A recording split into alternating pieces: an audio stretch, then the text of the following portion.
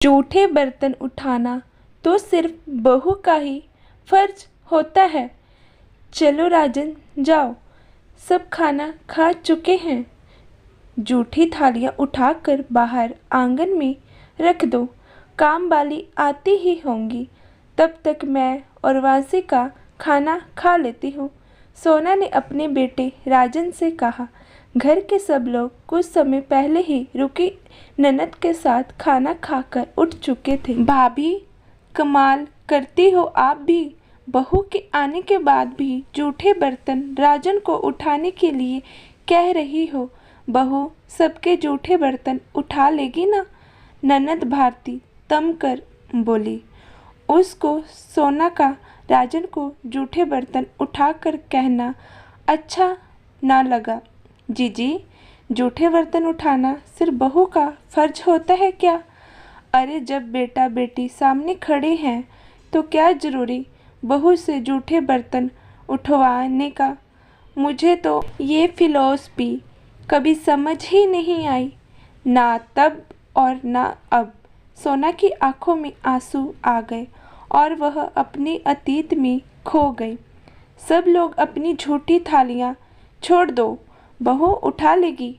सोना को अपनी सास की आवाज़ सुनाई पड़ती है और सभी मेहमान लोग अपनी जूठी थालियाँ छोड़कर उठ गए। सोना बहू, सबकी जूठी थालियाँ उठाकर आंगन में पहुँचा दो, क्योंकि यह बहू का फर्ज होता है और इससे बहू को आशीर्वाद भी मिलता है। सास ने सोना को सामने से आवाज़ लगाते हुए कहा। भगवान, अभी तो भूख के कारण प्राण निकले जा रहे हैं। खाना तो किसी ने खाने के लिए कहा नहीं, लेकिन सबकी जूठी थालियाँ उठाऊं। सुबह से एक कप चाय और हल्का सा नाश्ता ही मिला, कुछ बोल तो सकती नहीं थी।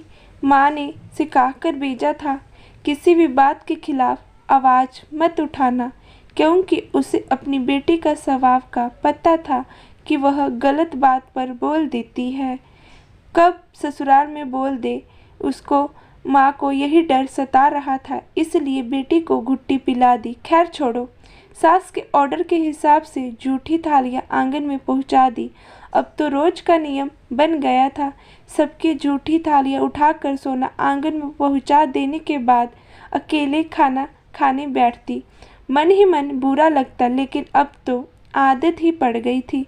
यह परंपरा मैं ज़रूर बदल कर रहूँगी कि मैं अपनी बहू को अकेले खाना खाने नहीं दूंगी और उससे जूठी थालियाँ भी नहीं उठवाऊंगी। रोज रोज यह संकल्प सोना मन में दोहराती थी और आज उसने यह संकल्प अपने मन में प्रत्यक्ष रूप से क्रियान्वित कर लिया। घर के सब लोग खाना खाने बैठ गए। उसने अपनी बहू के साथ खाना बैठकर खाया और जूठी थाली अपने बेटे से उठवाई।